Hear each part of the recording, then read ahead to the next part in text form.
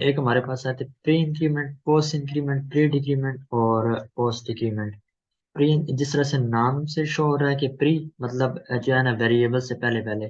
किस तरह से पहले पहले, ये देखिए यहाँ पर प्लस प्लस वेरिएबल। इंक्रीमेंट का मतलब किसी चीज में इजाफा करना, और डिक्रीमेंट का मतलब किसी चीज से माइनस करना, किसी भी वेरिएबल से। ठीक है, यहाँ पर हम लोग तकरीबन सारी वेरिएबल्स के पॉइंट ऑफ व्यू से देखेंगे। अच्छा, उसके बाद क्या है कि यहाँ पर प्लस प्लस और आगे वेरिएबल का name. Increment variable by one and use the new variable value in the statement. क्या कह रहे हैं कि हम लोगों ने किसी भी वेरिएबल को वन से इंक्रीमेंट किया और नई वैल्यू को उस वेरिएबल को असाइन कर दिया है। किस तरह से? मिसाल के तौर पर int j is equal to plus plus i, और ऊपर हम लोगों ने क्या किया हुआ है कि आई को हम लोगों ने वन के इक्वल रखा हुआ है, मतलब आई की वैल्यू जो है हमारे पास वन है। तो यहाँ पर देखिए प्लस प्लस आई से क्या मुराद है कि क्योंकि प्री इंक्रीमेंट है, increment variable by one. Variable हमारे पास यहाँ पर कौन सा यूज कर रहे हैं? आई। ठीक है, तो आई की वैल्यू हमारे पास क्या है? वन।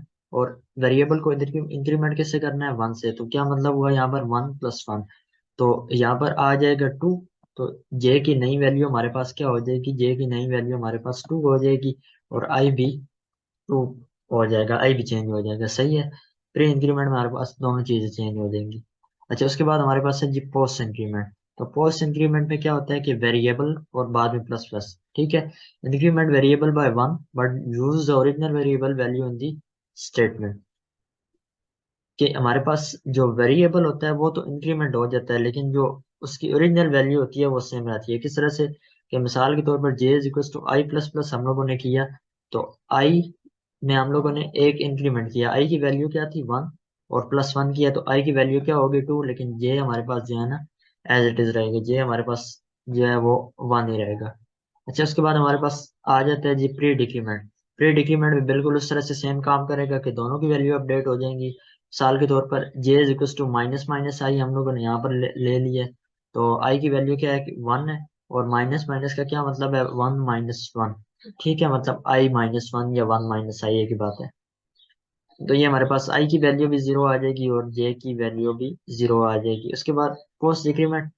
पोस्ट डिक्रीमेंट हमारे पास है वेरिएबल, और उसके बाद फिर माइनस माइनस हम लोग करते हैं। तो क्या करता है ये कि j equals to one i minus minus, तो आई हमारे पास यहाँ पर जीरो हो जाएगा और जे की वैल्यू जो पुरानी थी वही रहेगी। तो होपफुली आप लोगों को ये वाली जो सारी चीज़ है ये समझ में आ गई होगी।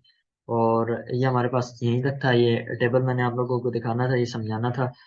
अभी आगे जाकर हम लोगों को ये काफ़ी काम आएगा लूप्स वगैरह के चैप्टर में। तो मैंने सोचा मैं आप लोगों को यहीं पे समझा दूँ ताकि आप लोगों को इशू ना हो। तो मजीद बढ़ते हैं हम लोग अपनी सिलेक्शंस की स्टेटमेंट की तरफ। तो आइए चलते हैं, उन्हें कवर करते हैं।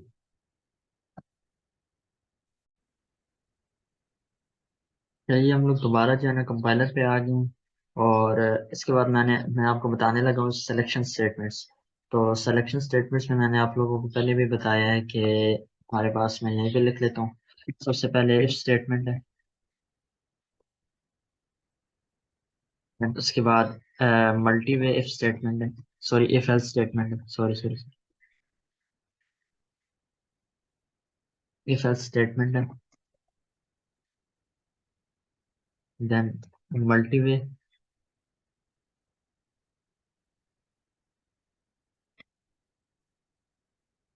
इफ एल्स स्टेटमेंट है।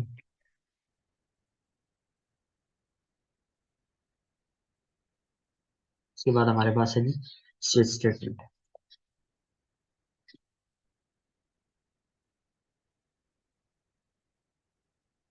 ठीक है, तो बेसिकली सिलेक्शन स्टेटमेंट्स में हम लोग इन चार चीज़ों को कवर करेंगे। तो सिलेक्शन जिस तरह से नाम से इसके शो हो रहा है कि हम लोग किसी भी चीज़ को सेलेक्ट करते हैं। ठीक है, इसमें हमारे पास डिफरेंट कंडीशंस होती हैं, और उन कंडीशंस को हम लोग फॉलो करते हैं। मतलब उन कंडीशन में जो है ना किसी एक को फॉलो करते हैं, बाकी को रिजेक्ट कर देते हैं या स्किप कर जाते हैं। तो बेसिकली ये भी उसी उसी तरह से काम करेगी। और इनमें से सबसे पहले हम लोग जो है ना इफ स्टेटमेंट को देख लेते हैं सबसे पहले, कि इफ स्टेटमेंट किस तरह से काम करती है। और सबसे पहले हम लोग इसका जो है ना फ्लो चार्ट देखते हैं। ठीक है, तो यहाँ पर मैं जो है ना आप लोगों को थोड़ा सा ड्रॉ करके दे देता हूँ। फ्लो चार्ट इसका। और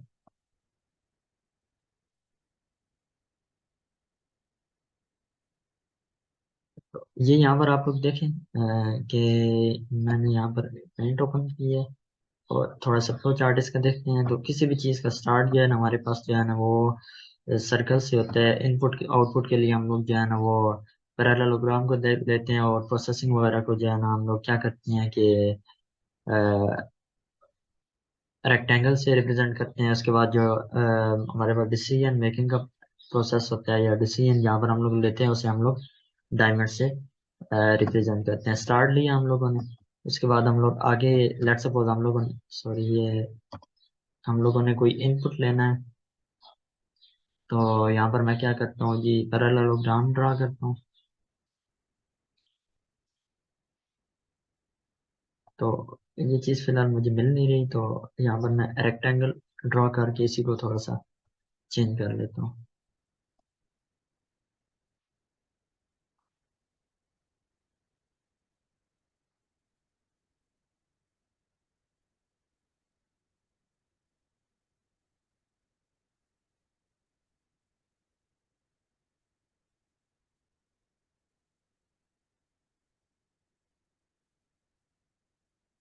ये कुछ इस तरह से कर लेते हैं हम लोग।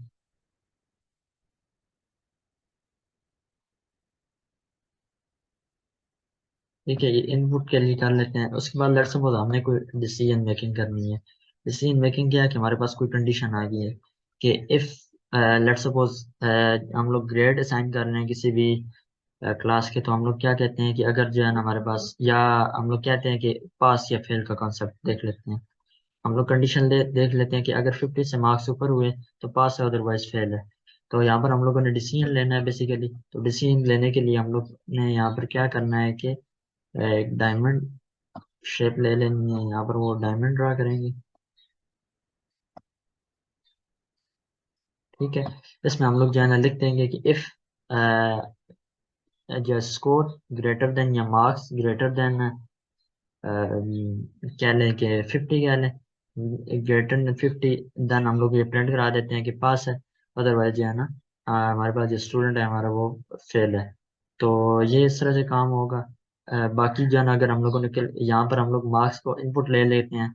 उसके बाद अगर तो हमारे पास एग्जीक्यूट करता है तो ठीक है, मतलब सॉरी जो है ना ये कंडीशन सेटिस्फाई करता है तो हम लोग क्या करते हैं कि हम लोग इससे इसकी जो नेक्स्ट कंडीशन है वो एग्जीक्यूट कर लेंगे। अदरवाइज क्या करेंगे कि इसे स्किप कर देंगे, या कोई इसके बाद अगर एल्स में कोई चीज़ हमारे पास एग्जीक्यूट होनी है तो वो एग्जीक्यूट करेंगे। वो हम लोग यहाँ से फ्लो चार्ट से देख लेते हैं कि लेट्स सपोज यहाँ ये हमारे पास ट्रू वाला ऑप्शन है। ट्रू वाले ऑप्शन के बाद अगर हम एज्यूम करते हैं कि कोई कैलकुलेशन हम लोगों ने करनी है, तो कैलकुलेशन के लिए हम लोगों ने यहाँ पर रेक्टेंगल ड्रा कर लेना है। ठीक है, और उसके बाद जो है ना अगर ये ट्रू होती है तो ये कैलकुलेशन करेंगे। कैलकुलेशन करने के बाद जो है ना हम लोग हमारा कोड खत्म हो जाता है लेट्स सपोज।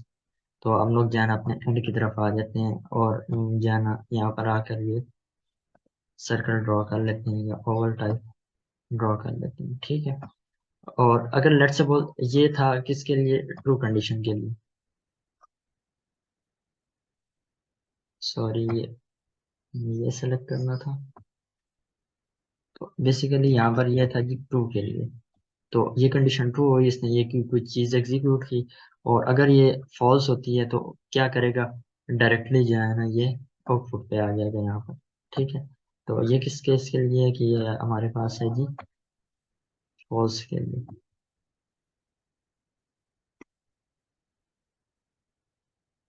तो ये चीज़ हमारे पास जो है ना इफ स्टेटमेंट है। बाकी जो है इसका सिंटैक्स हम लोग देख लेते हैं कि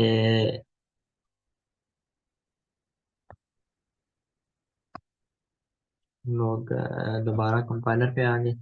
अच्छा जी, इसे मैं रिमूव कर देता हूँ सबसे पहले तो। ठीक है, तो लेट्स सपोज मैं यहाँ पर क्या कहता हूँ कि इंट स्कोर। ठीक है, स्कोर के नाम से मैंने वेरिएबल डिक्लेयर कर दिया स्कोर। यहाँ पर मैं इनपुट कर देता हूँ स्कोर इक्वल्स टू, मैं क्या लेता हूँ कि 60। ठीक है, यहाँ पर मैं कंडीशन लगा देता हूँ इफ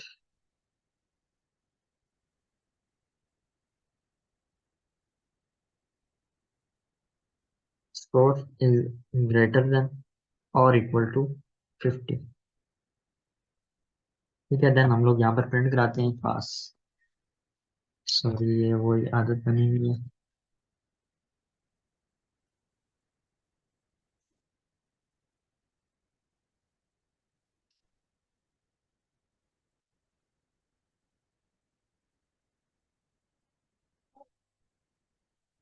ठीक है, यहाँ पर हम लोगों ने क्या करना है, यहाँ पर स्क्रीन पे शो करा देना है कि पास। अगर जो है ना स्कोर जो है ना ग्रेटर देन और इक्वल टू 50 है।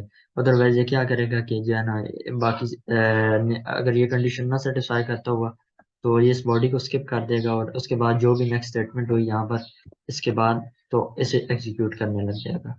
तो यहाँ पर इसे रन करके चेक कर लेते हैं जरा से।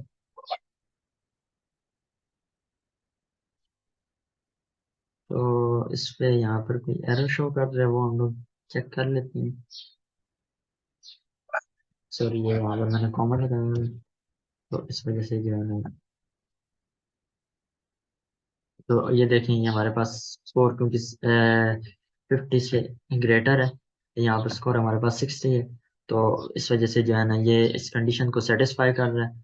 मतलब ये इसको जो है ना होल्ड कर रहा है कंडीशन को, इस वजह से जो है ना ये इसने ये वाली स्टेटमेंट प्रिंट करा दी है। अगर लेट्स सपोज यहाँ पर मैं स्कोर क्या कर देता हूँ कि 40 कर देता हूँ, तो ये कोई चीज़ जो है ना प्रिंट नहीं कराएगा। यहाँ पर मैं इधर यहाँ पर लेट्स सपोज मैं, सॉरी, इसी को कॉपी कर लेता हूँ। यहाँ पर मैं लेट्स सपोज प्रिंट करा देता हूँ प्रोग्राम एंड बुक। ठीक है, तो सॉरी, ये मुझे चीज़ नहीं करनी चाहिए क्योंकि जो है ना ये क्या करेगा कि अगर इफ स्टेटमेंट जो है ना होल्ड भी करता हुआ तो डायरेक्ट जो है ना इस पे आ जाएगा।